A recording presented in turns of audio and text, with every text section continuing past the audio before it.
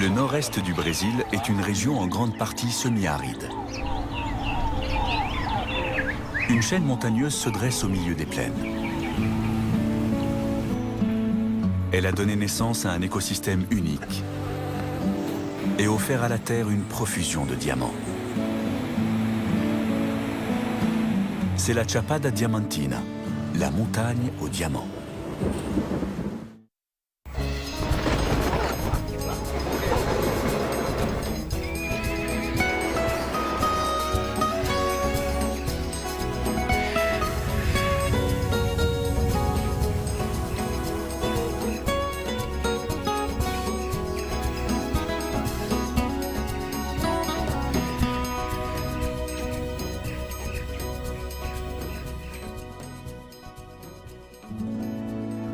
Le Brésil est le plus grand pays d'Amérique du Sud. Il est presque aussi grand que les États-Unis. Et l'État le plus vaste de la région du Nord-Est dépasse la Californie en superficie. Il y a plus de 300 ans, les propriétaires de plantations de canne à sucre ont fait venir ici des centaines de milliers d'esclaves. Les jungles côtières ont été déboisées afin qu'on puisse y cultiver la canne. Mais à l'intérieur des terres, les conditions climatiques se prêtaient mal aux cultures. En quittant la ville de Salvador en direction de l'ouest, il faut parcourir 400 km avant d'atteindre la Chapada Diamantina, littéralement le plateau de diamants.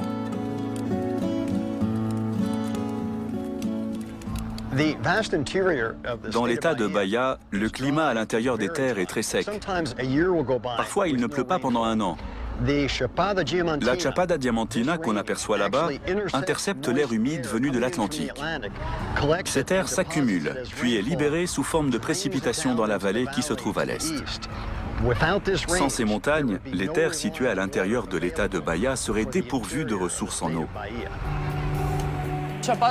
La Chapada Diamantina, ce sont des montagnes, des chutes d'eau, des grottes, des lacs. Les paysages sont très variés.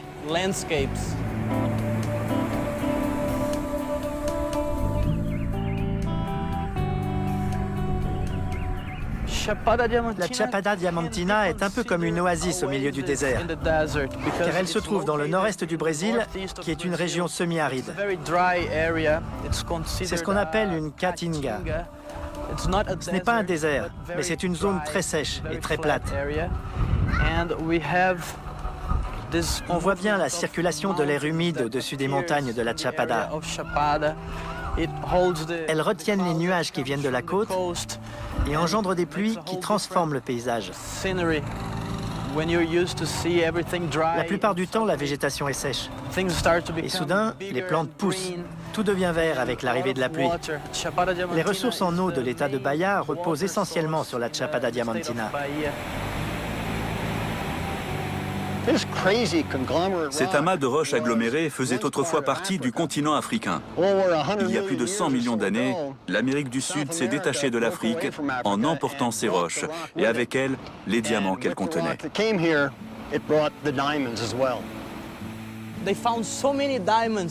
On a trouvé énormément de diamants ici.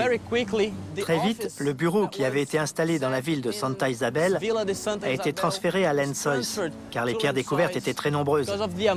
Et il fallait qu'il y ait un contrôle. C'est à cette époque que la ville a commencé à se développer. Pendant les 50 premières années, 30 000 personnes vivaient et travaillaient dans la région. Il y a eu un boom grâce aux diamants. Aujourd'hui, la ville compte 9 000 personnes.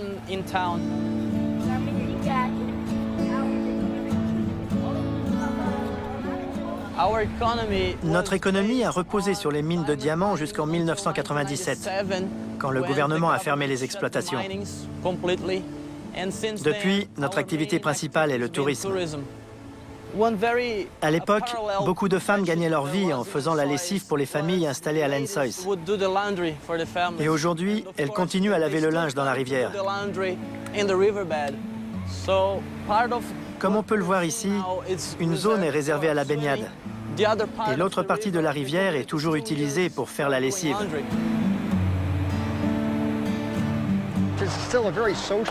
Aujourd'hui encore, c'est un lieu d'échange et de rencontre. Tout le monde se connaît. On vient se raconter les derniers commérages. On peut profiter du soleil et ça revient beaucoup moins cher que d'aller à la laverie ou d'acheter un lave-linge.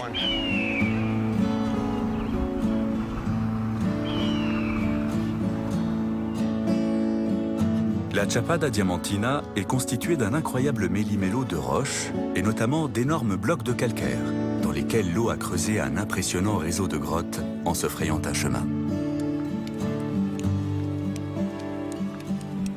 Nous sommes dans la grotte de Lapadoce. Elle doit son nom à la source d'eau douce qui se trouve à l'entrée et qui fournit de l'eau potable aux gens du coin. Raimundo, mon guide, m'a dit qu'il était né ici et qu'il se sentait comme chez lui dans ces grottes. Petit, c'est là qu'il venait jouer. Alors il connaît bien cet endroit. Cette grotte est ouverte au public depuis plus de 30 ans. Beaucoup de spéléologues sont aussi venus l'étudier. Il y a plus de 40 km de galeries, mais 900 mètres seulement sont accessibles aux visiteurs. Il ne pleut pas beaucoup car c'est une région semi-aride.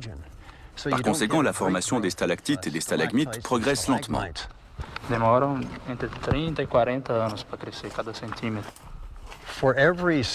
Raimundo dit que chaque centimètre supplémentaire met 30 à 40 ans pour se former. Celles-ci doivent avoir plusieurs centaines d'années. Ce silence est assourdissant.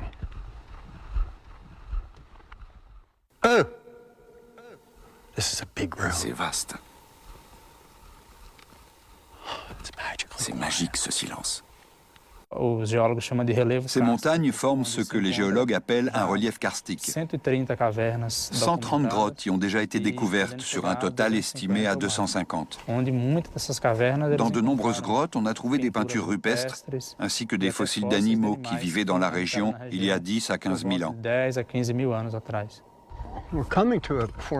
Nous approchons d'une autre concrétion dont la couleur presque rouge est due à des infiltrations de fer dans le calcaire. Mais dans le noir, on ne distingue pas beaucoup les couleurs. On voit bien d'où vient le fer. Il suit un filet d'eau qui n'atteint pas la partie droite de la stalactite. Et voici une crèche, la Sainte Famille dans une formation de calcaire. La plupart de ces grottes sont des grottes sèches. À l'origine, elles étaient humides car elles ont été creusées par des rivières souterraines. Mais on estime qu'elles sont sèches depuis 20 000 ans. Cette grotte est gigantesque. La lumière du jour que j'aperçois derrière moi doit être à environ 400 mètres. Heureusement pour nous, cette rivière, très ancienne, a contribué à creuser la roche. C'est ce qui nous permet d'avancer facilement.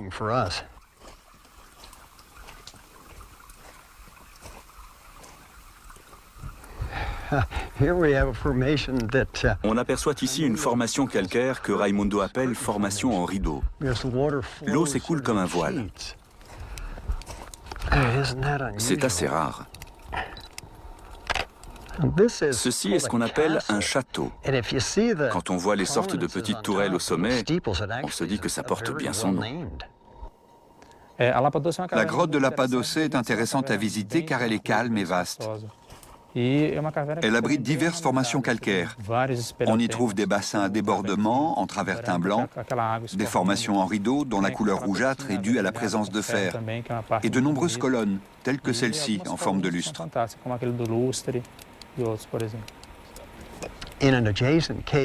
Dans une grotte adjacente où l'eau est plus abondante qu'ici, des chercheurs ont découvert un poisson aveugle et dépourvu de pigments.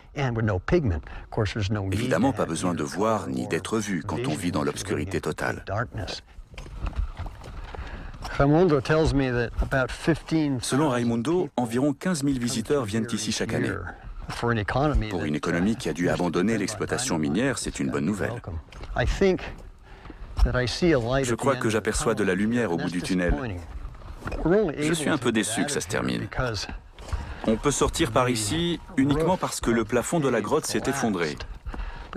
Si on pouvait creuser, on verrait que la rivière continue. Ce serait chouette de pouvoir la suivre et voir jusqu'où elle va. Je parie qu'elle court sur des kilomètres. Pour le savoir, il faudra retrouver sa trace dans une autre grotte.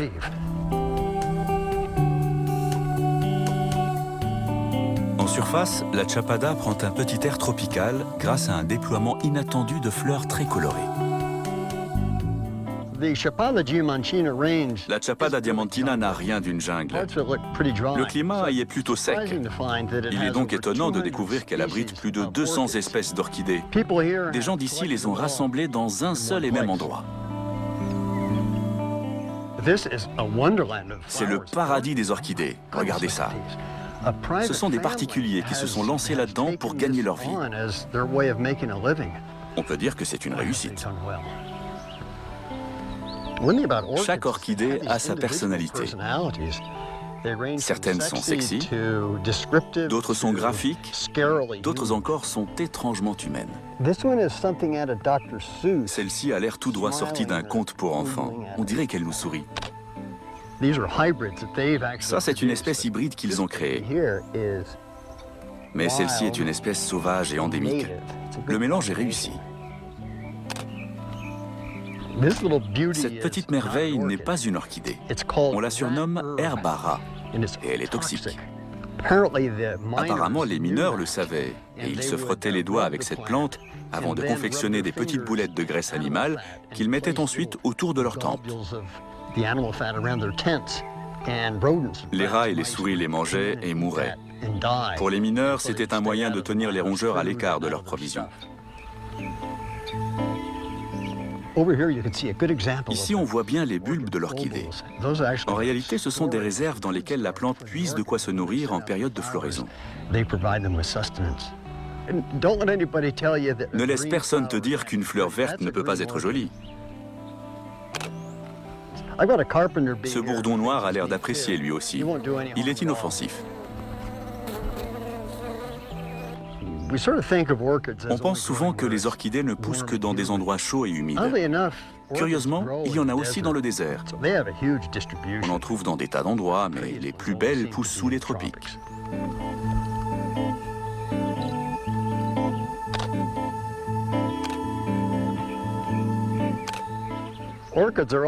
Les orchidées sont très minoritaires parmi les fleurs qu'on trouve ici. Elles ont beau être exubérantes, elles ont besoin d'être protégées. C'est donc bien de savoir que le gouvernement brésilien veille sur ce lieu avec beaucoup d'attention.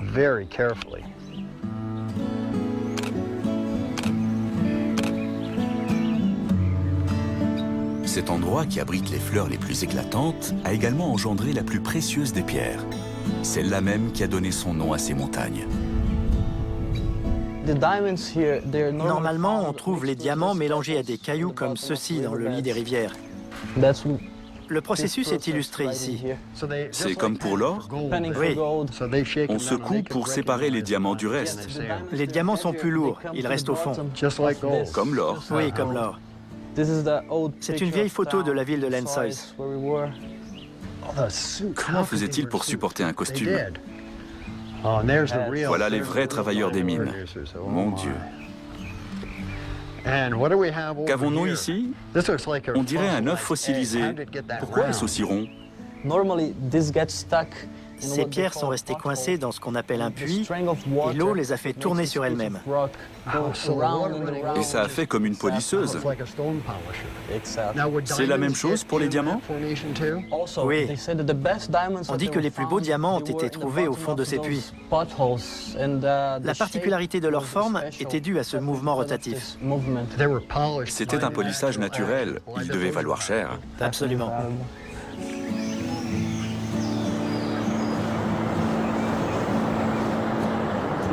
D'habitude, l'eau de cette rivière a la couleur du Coca-Cola.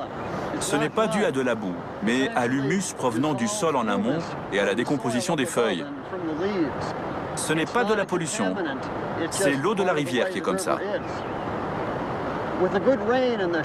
Après une bonne averse au-dessus de Lençóis, cette paisible cascade peut soudain se transformer en un torrent furieux qui va alors déferler sur la vallée et qui finira absorbé par les marécages.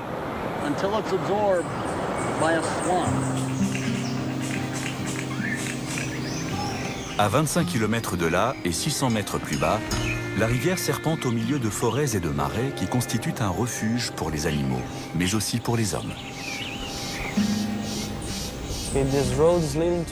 Cette route mène à un petit village baptisé Remanso. C'est un ancien quilombo, un village créé par des esclaves en fuite. Ils s'enfuyaient des exploitations et ils créaient de petits villages dans des coins perdus, à l'écart de la population.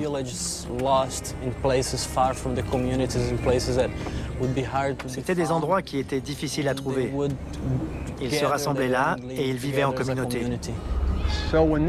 Ça veut dire que quand le village de Remanso a été créé, il n'y avait aucune route qui y menait afin que les propriétaires ne puissent pas retrouver les esclaves. Exactement. On est dans quel type de forêt? La végétation est basse, il y a beaucoup d'espèces d'arbres. Comment on appelle ça? C'est une forêt secondaire. Ce n'est pas la forêt originelle. Tout ce qui poussait ici a été utilisé pour la construction. La montagne sur laquelle nous sommes est bordée par une rivière. Comment était la forêt originelle? C'était une forêt vierge? Comme celle-ci, mais avec des arbres plus grands. Plus grands. Oui. Les gens qui avaient fui la mine ne voulaient pas travailler dans des fermes. Alors ils ont coupé et vendu le bois. C'est ça. C'était juste pour vendre le bois ou c'était aussi pour cultiver la terre? C'était aussi pour cultiver. Ça fait donc 30 ou 40 ans que la forêt repousse. Peut-être que dans 100 ans, il y aura à nouveau de grands arbres. Sûrement. Et tu auras quel âge? Dans 100 ans. Si tout va bien, 128 ans. Ici, on est dans le Marimbus. Nous ne sommes pas sur une rivière, mais dans un marécage. L'une des principales attractions touristiques du Brésil est le Pantanal. À 1500 km d'ici. Oui, au moins. Le Pantanal est une région du Brésil qui abrite la faune aquatique la plus riche au monde. C'est un système complexe dans lequel poussent toutes sortes de plantes dont les racines immergées permettent à de petits organismes de se cacher. La chaîne alimentaire y est donc très développée. Cette zone est plus petite que le Pantanal, mais grâce à des conditions écologiques identiques, on peut y observer une flore et une faune très variées. Ce qui fait la particularité de cet endroit, c'est sa diversité. On a vu des montagnes, des chutes d'eau, des grottes. Il y a la possibilité de se promener en barque, comme ici. C'est très différent de tout ce qu'on peut voir ailleurs dans la Chapada. On ne sait pas si ce sont les nuages ou leurs reflets. La lumière est parfaite. C'est fantastique. C'est un habitat idéal pour tout un tas d'organismes. Les petits poissons peuvent se cacher entre les racines. Les nuages commencent à arriver. La pluie ne va pas tarder. On reste sur le même canal, mais il y en a beaucoup d'autres. Oui, beaucoup. On peut se perdre ici. Oui, facilement. Les esclaves en fuite qui sont venus ici pour créer ces quilombos ont choisi un très bon endroit, car non seulement la faune terrestre était abondante, mais il y avait aussi un milieu aquatique incroyablement riche en nourriture.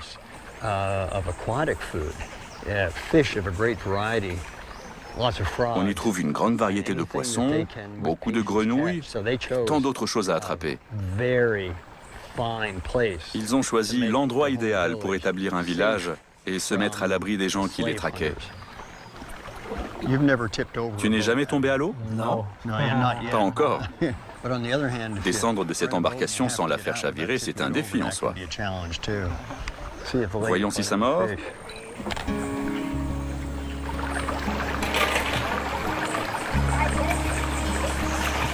Aux États-Unis, les esclaves qui s'enfuyaient avaient du mal à trouver un endroit où se cacher.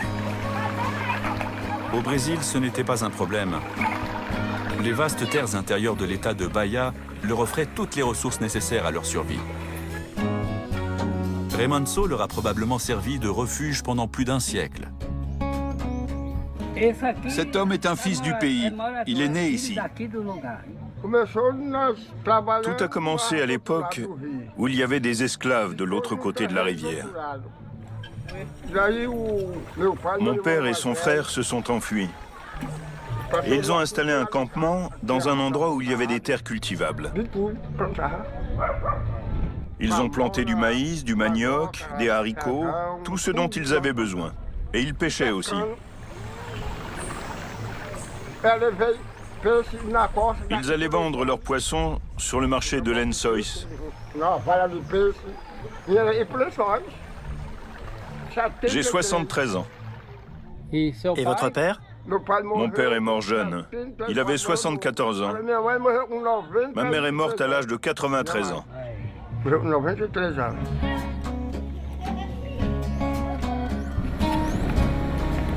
Le village de Remanso est situé près d'une rivière qui doit son existence à ces montagnes, les seules présentes dans l'état de Bahia.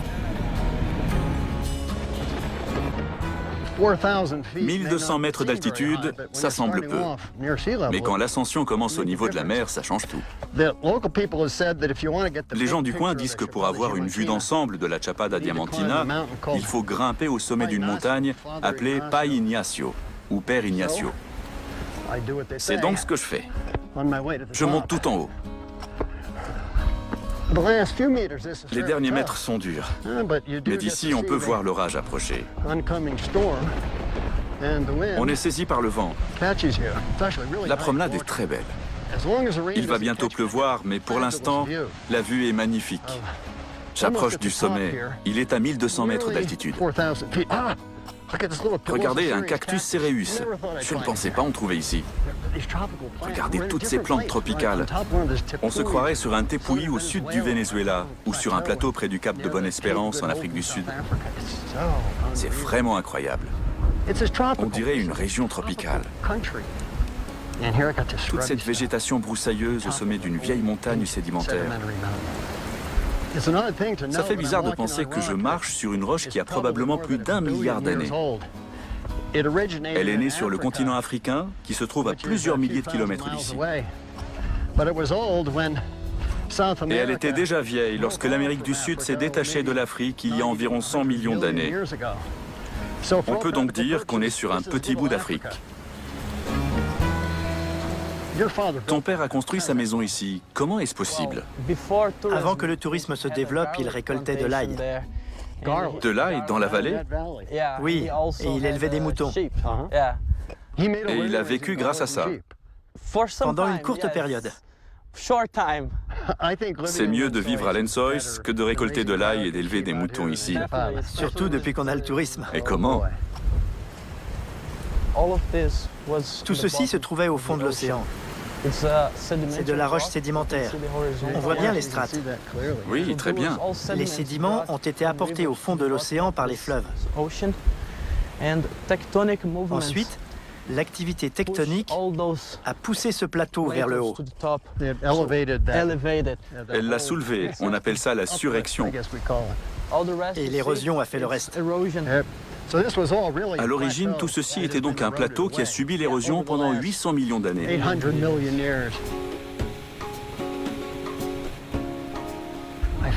J'ai l'impression d'être revenu à l'ère du Paléozoïque, tellement cette formation rocheuse est ancienne. Même sous la pluie, c'est super. C'est vraiment chouette. Là, on est tout en haut. Oui, c'est le point le plus élevé.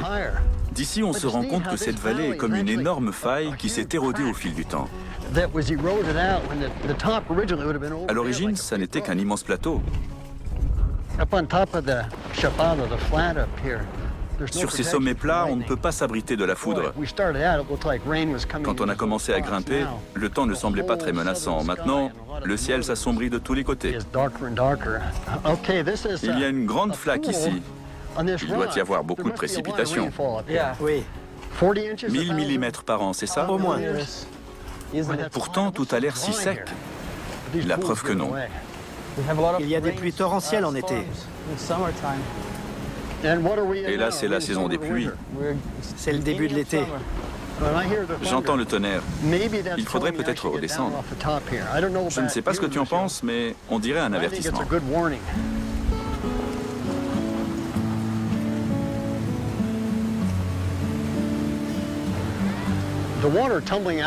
L'eau qui descend en cascade de la Chapada Diamantina est aujourd'hui considérée comme une ressource précieuse pour la vallée.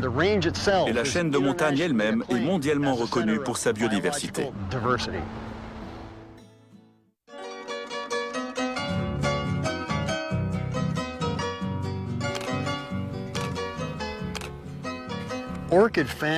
Les amateurs d'orchidées sont des passionnés.